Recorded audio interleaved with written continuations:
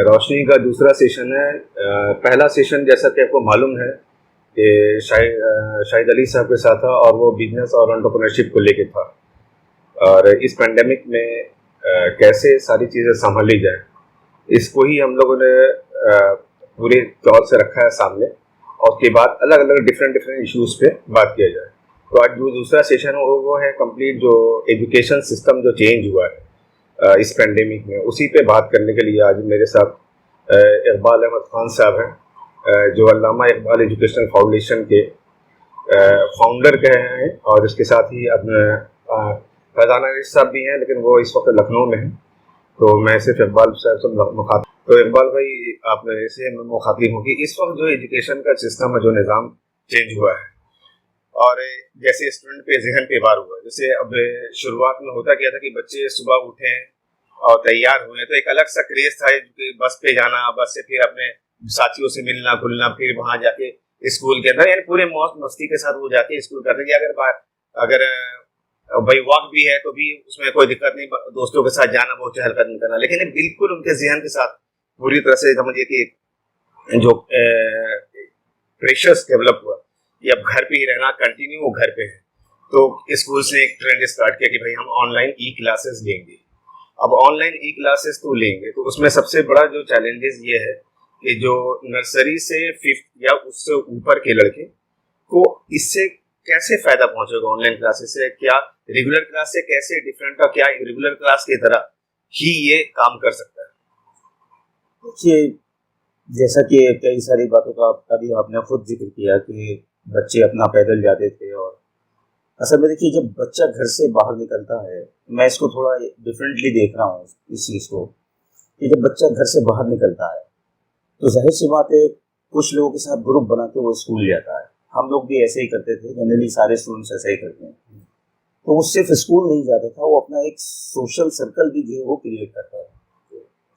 लेकिन ये जो पूरा पैंडेमिक है और इसके अंदर ये जो चैलेंज आया है कि बच्चों को अंदर ही रहना है घर में, तो बहरहाल खैर ये एक नई सिचुएशन है सामने, और इसको एड्रेस करने के लिए जैसे कि टेक्नोलॉजी के ज़रिए से इसको एड्रेस करने की कोशिश की जा रही है।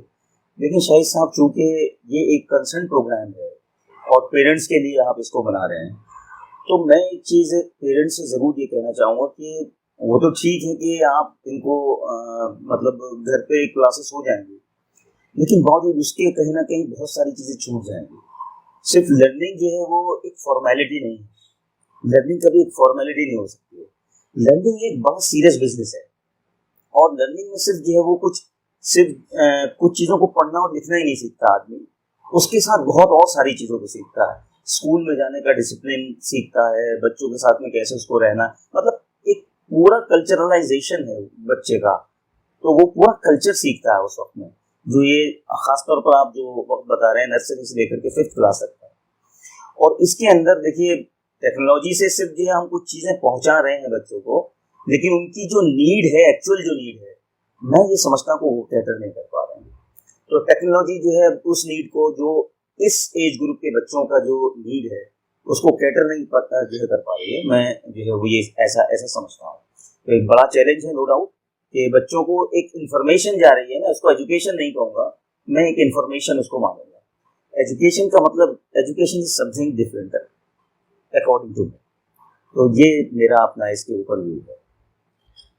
दूसरा ये कि ठीक है ऑनलाइन क्लासेस चल रहे हैं, सारे कुछ चल रहे हैं, जो लड़के अभी जैसे रूरल एरिया में ये चीज़ कैसे पहुंचेगा, और फिर उसके बाद वहाँ पे इंग्लिश की इतनी समझ नहीं है और नेट की भी फैसिलिटीज नहीं है, तो फिर मतलब वो तो कहीं ना कहीं बहुत ठीक है, हम शहर में हैं और हम वहां तक रीच कर जाते हैं जहां तक बच्चों को पहुंचाना है, पेरेंट्स साथ में बैठते हैं, समझाते हैं, सब कुछ ठीक है। लेकिन जब रूरल इसी को थोड़ा सा हम डिफरेंट ले जाएंगे, 25 से 30 किलोमीटर दूर चले जाए दिल्ली से, तो क्या ये चीजें पॉसिबिलिटी हैं और क्या होगा उनके साथ फिर?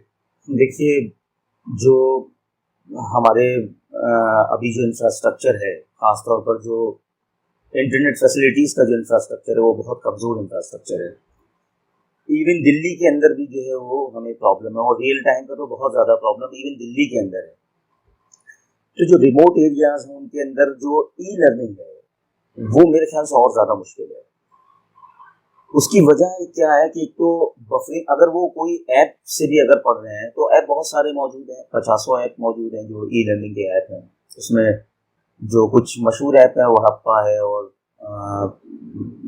स्टडी IQ है, वेदांतु है, और इस तरीके के बहुत सारे जो है वो टेक्स्ट बुक है, बहुत सारे जो है वो लर्निंग ऐप्स हैं। लेकिन उनकी बफरिंग का प्रॉब्लम है। एक बच्चे ने एक टॉपिक के ऊपर कंसंट्रेशन बनाया, उसको उसने समझना शुरू किया, समझते समझते वो वीडियो स्टॉप हो गया, उसका पूरा कंसंट्रेशन खत्म हो गया। तो बहरहाल जो अभी जो इंफ्रास्ट्रक्चर है उसको बहुत डेवलप होना है, और मैं नहीं समझता कि जो ऐप है वो रिमोट एरियाज के अंदर जो है वो बहुत जो है काम कर पा रहे हैं, या मतलब इससे बच्चों को बहुत ज़्यादा फायदा होगा। खासतौर पर जो सीरियस लर्नर्स हैं, एक है वो जो फॉर्मेलिटी पूरी करते हैं, वो तो उसका तो हम कुछ नहीं कह सकते, लेकिन मैं फिर वही कहूँगा जो 1-to-1 इंटरेक्शन होता है, जो टीचर स्टूडेंट इंटरेक्शन होता है, उसके अंदर बच्चे को मतलब उस सब्जेक्ट के साथ में जो है वो कैसे डील करना, वो जो टीचर है वो उसको सिखाता है, उसकी जिम्मेदारी होती है। बिल्कुल बिल्कुल। तो जो 1-to-1 इंटरेक्शन नहीं हो पा रहा है, जो एक अटेंशन है क्लास के ऊपर। देखिए 1-to-1 इंटरेक्शन का मतलब से मेरा कहना ये है कि वो 40 बच्चों का एक बैच होता है, 35 से 40 बच्चों का, जब हम लोग पढ़ा करते थे अभी भी यही साइज है मोर और लेस। तो उसमें सारे बच्चों को देखते रहते थे टीचर्स जो हैं, और जब भी जो है किसी बच्चे को कोई शरारत करते देखते थे, या ये देखते थे कि इसका कंसंट्रेशन नहीं है या ये पढ़ने में ध्यान नहीं देते, तो उसको टोकते थे, उसको अटेंटिव कर देते थे उस चीज को लेकर के। तो ये तो एक इन्फॉर्मेशन का फ्लो है कि आपने एक चीज दे दी बच्चे को, उसने कितना उसको ग्रैस्प किया, कितना समझा, वो तो उसको आप गॉज ही नहीं कर सकते हैं, उसको नाप ही नहीं सकते हैं। और जो जैसे कि आप कह रहे हैं कि जो इंग्लिश का इशू है, और तो हिंदी के अंदर भी ऐप्स हैं, लेकिन अभी मैं ये कहूँगा कि हिंदी का जो कंटेंट है वो बहुत अच्छा नहीं है, क्योंकि मैं भी अपने बच्चों के लिए उसको देखता रहता हूँ। तो अभी जो हिंदी की जो ऐप्स हैं या हिंदी में जो वीडियोज और चीज़ें आ रही हैं, वो मतलब कंटेंट वाइज अभी बहुत अच्छी नहीं है। तो ये कुछ प्रॉब्लम्स हैं जो दूसरी बात ये स्कूल जो था, मैं भी कई बार स्कूल अपने बच्चों के लिए काउंसलिंग की गया, तो वहाँ पे बड़े सख्ती से, बड़े इम्फेटिक अंदाज में टीचर्स या कुछ बोलते थे कि इस बच्चे को मोबाइल हैंडल न कर दें। बिल्कुल जो प्राइमरी लेवल पे बच्चे हैं, जैसे नर्सरी, KG, प्री, सब UKG 1 तक 5th तक का मामला। लेकिन आज वही स्कूल प्रमोट जो है बिल्कुल एजुकेशन को कि ऑनलाइन क्लास कराएं, जबकि 45 मिनट्स और 1 आवर्स का होता है क्लास, ये मुश्किल। तो फिर ये स्कूल में मेरे कहने का सेंस ये है कि अगर इन्होंने बोला कि 5th तक कम से कम मोबाइल से इसको दूर रखें, उसकी आज जरूरत पड़ती है थोड़ा बहुत, तो लेकिन इस वक्त फिर अब किस जरूरत के हिसाब से इसको फिर बोल दिया कि ऑनलाइन कर लीजिए। देखिए नए तरीके का चैलेंज है। हम जो ई लर्निंग की बात है उसमें दो चीज़ों को अलग अलग समझें, ये बड़ा ज़रूरी है। एक, जो बच्चे ई कंटेंट देखते हैं उसके ऊपर, इंटरनेट के जरिए से जो सीखने की कोशिश करते हैं, तो पहले से कंटेंट या वीडियोस मौजूद है। दूसरा जो है वो जो आजकल क्लासेस का ट्रेंड स्टार्ट हुआ है, इनको दो अलग अलग कैटेगरीज के अंदर आप रख लें, तो मैं ये बिल्कुल एकदम कह सकता हूँ कि जो क्लासेस हैं वो बच्चों को उतना अटेंटिव नहीं रख पा रहे हैं, एक बात है। दूसरी बात ये है कि ये जो ई कंटेंट है, ये बच्चों को एजुकेशन में सप्लीमेंट कर सकता है। इसको कोई नए तरीके से जो है वो अगर वो उनकी मतलब थॉट बिल्डिंग कर दे, ऐसा नहीं हो सकता। थॉट बिल्डिंग का जो प्रोसेस है वो क्लासरूम के अंदर ही होता है, वो एक टीचर ही करता है।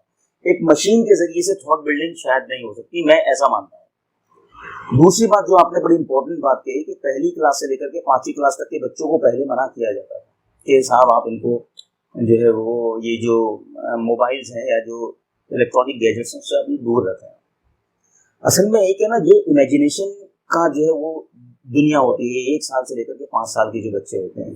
एक छोटी सी बात मैं कहूँगा पेरेंट्स के लिए, खासतौर पर इस बात को मैं कहना चाहता हूँ कि आप सब लोगों ने, हमने भी कहानियां सुनी थी, हमारी बड़ी बहनें या दादी नानी हमें कहानियां सुनाती थी। आज की जो मतलब ये जो प्रेजेंट सिनेरियो है इसमें क्या हुआ है कि इसके अंदर ये सब चलन खत्म हो गया। तो बच्चे को जब आप कहानी सुनाते थे, आप खुद उस दुनिया में जाइए जिस दुनिया को आप जी कर आए, यानी आप कभी बच्चे थे, जब आप कहानी सुनते थे, जब वो परी कहते थे तो आप परी का एक तस्वीर, एक तस्वुर अपने जहन के अंदर लेकर आते थे। जब एक राजा बोला करते थे, एक महल बोला करते थे, तो उसको पूरा तस्वुर अपने जहन के अंदर बनाया करते थे। चांद की बात जब होती थी, जब बादलों की बात होती थी, या कुछ इस तरीके की जो देवमालाई बातें होती थी, तो उसमें वो अपना पूरा एक तसव्वुर का एक दुनिया बनाते थे जिसमें खुद अपने तरीके से वो रंग भरते थे। वो जैसा चाहते थे वैसा उसके अंदर जो है वो सोचा करते थे। ठीक है, लेकिन आज की डेट में तो ऐसा कुछ है नहीं। बच्चों ने वो देखा तो उनका जो जहन का वो जो हिस्सा है, वो जो पार्ट है, जिससे उनकी इमेजिनरी और ज्यादा मजबूत होती है। उनकी जो एक तरीके से इमेजिनेशन की जो सलाहियत थी वो मजबूत होती, वो आपने यहीं पे किल कर कहीं ना कहीं छिन गया, यही छिन गया उसका उसका मतलब। हाँ, तो उसके अंदर तख्लीकी जो एक सलाहियत पैदा होनी चाहिए थी, वो तख्लीकी सलाहियत पैदा नहीं हो पाती है, क्योंकि वो जो पूरा एक तरीके से डिस्प्ले होता है, वो जो भी कंटेंट होता है, डिस्प्ले होता है, वो आपके जहन को चलने ही नहीं देता। वो पूरा आपकी जो अटेंशन होती है, अटेंशन को कैच करके रखता है सिर्फ स्क्रीन के ऊपर। तो ये कुछ बातें होती हैं, आप इस चीज को खुद अपने आप भी महसूस करके देख सकते हैं। तो ये एक बड़ा इशू है अपने बच्चों को लेकर के। मैं तो कहूँगा पेरेंट्स को कि वो कहानियां सुनाएं, उनकी दादी नानी के पास भेजें, उनकी फूफियों के पास भेजें, बड़ी बहनें कहानियां सुनाएं, माँ बाप कहानियां सुनाएं, तो उनके ताकि ये सब चीजें जो है, असल में लर्निंग जो है वो एक इंफॉर्मेशन का जो है प्रोवाइड कर देना नहीं है। तो ये बड़ी इंपॉर्टेंट चीज है, और ये बहुत बड़ा चैलेंज है। आज के दौर में है ही नहीं। बिल्कुल, एक छत के नीचे भी जो है वो अलग अलग गैजेट सबके पास में है, उन गैजेट्स के साथ में एक आर्टिफिशियल वर्ल्ड के अंदर बिजी है। लेकिन एक चीज और मैं आपको जो है यहाँ पे कहना चाहूंगा कि क्या जो बच्चे सोशल मीडिया से इतना लगे रहते हैं, क्या वो वाकई सोशल हैं, लोगों से वाकई मिलना चाहते हैं, या वो लोग जो सोशल मीडिया के एक वर्चुअल वर्ल्ड के अंदर इतना बिजी हैं, क्या उनका अपना कोई सोशल सर्कल है? क्या उनके सुख दुख के अंदर खड़े होने वाले लोगों की तादाद ज्यादा है, या वही 2-4 लोग जिनसे उनका खूनी रिश्ता है वही लोग उनके साथ में खड़े होंगे? तो ये अपने आप में एक बात है कि इस टेक्नोलॉजी ने ये कनेक्टिविटी का जो ह्यूमन टू ह्यूमन कनेक्टिविटी है, इसको भी खत्म किया है। तो हम जो है मैं ये चाहूंगा कि education is not a mayor information. ठीक है, सिर्फ जो इंफॉर्मेशन को देना जो एजुकेशन नहीं है, तो एजुकेशन इज समथिंग डिफरेंट, और उसके बहुत सारे जो है वो एस्पेक्ट्स हैं।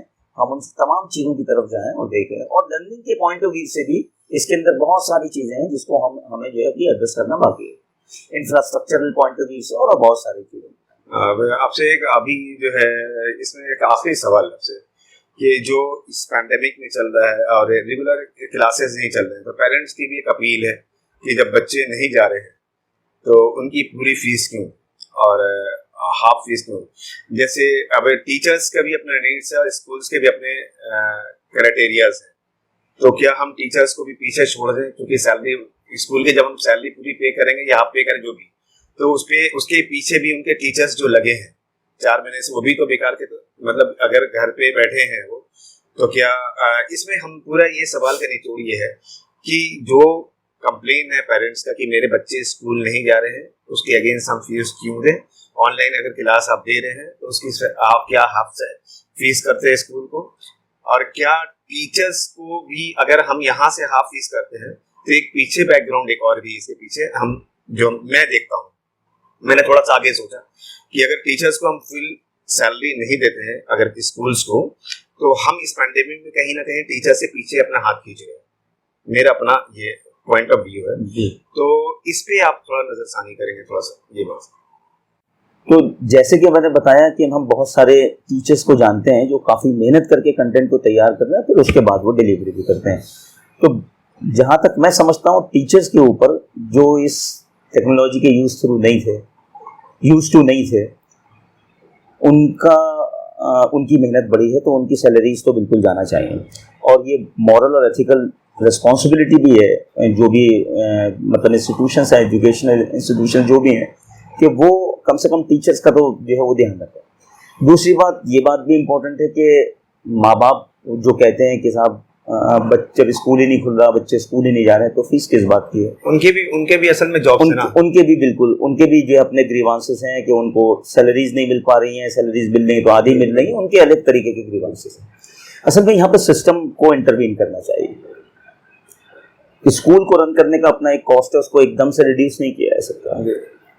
टीचर की अपनी फैमिली है, उसको उसकी सैलरीज को रोका नहीं जा सकता है।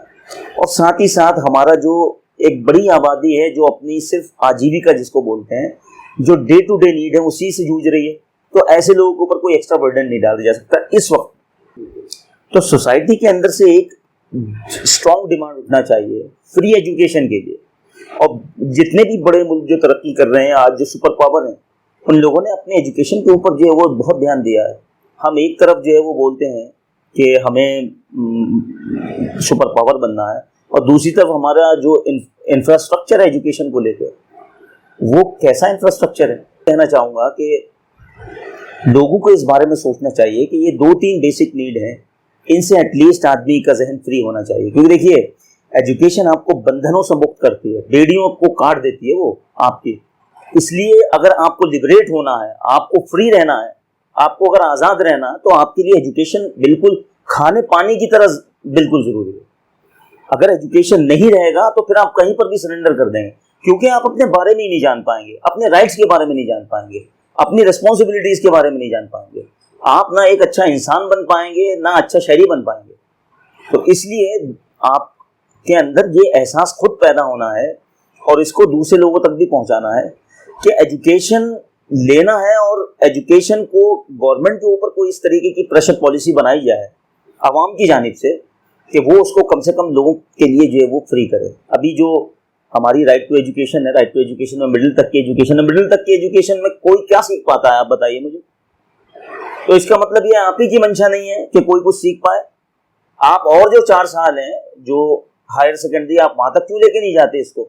आप जो हायर एजुकेशन है वहां तक क्यों लेके नहीं जाते हैं? बच्चा अपने अपने इंटरेस्ट के हिसाब से जो भी जिस फील्ड में भी जाना चाहेगा चला जाएगा। तो ये तो अपने आप में एक आयरनी है साहब कि गवर्नमेंट ने लोगों को उनके हाल पे छोड़ दिया है। इसकी एक बड़ी इंपॉर्टेंट वजह है, वो देखिए, वो आपके प्रोग्राम से मुतालिक नहीं, लेकिन फिर भी मैं उसको डिस्कस कर देता हूँ यहाँ पे। वो है आपके अंदर सिटीजनशिप का एहसास का खत्म हो जाना। जब भी कुछ होता है या कोई गवर्नमेंट कुछ करती है, आपको लगता है उसने आपके ऊपर एहसान किया, आपके जहन में कभी ये बात आती नहीं है कि ये इसकी रिस्पॉन्सिबिलिटी थी, ये मेरे राइट्स, ये आपका हक है कि आपको मिलना चाहिए। बिल्कुल बिल्कुल। ये रिस्पॉन्सिबिलिटी गवर्नमेंट्स बनती किस लिए है? मतलब मिनिस्टर बनने के लिए बनती है गवर्नमेंट्स क्या? या जो है क्या कहते हैं, कोई शो ऑफ करने के लिए गवर्नमेंट्स बनती है? गवर्नमेंट्स जो बनती हैं वो बनाई जाती हैं इसलिए कि जो नीड्स हैं सिटीजन्स की, उनको कैटर किया जाए, उनके लिए बेहतरीन पॉलिसीज को वज़ा किया जाए ताकि उनकी जो जरूरियात है वो पूरी हो सके।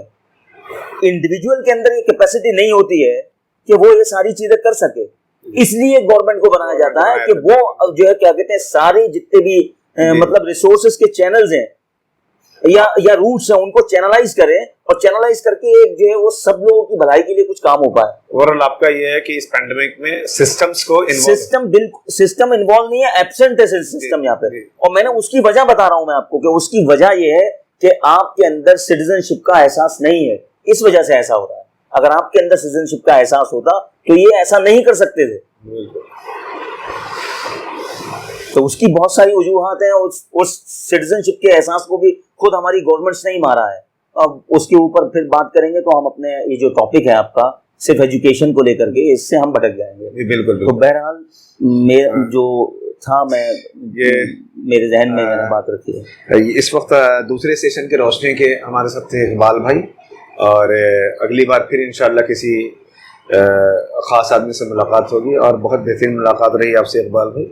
और इंशाल्लाह आमीन, मुझे उम्मीद है कि बहुत सारे बच्चे, बहुत सारे पेरेंट्स इससे बहुत सारी चीज़ें लेंगे इंशाल्लाह, और इससे फैज़ याब होंगे। बहुत बहुत शुक्रिया इकबाल भाई, थैंक यू वेरी मच।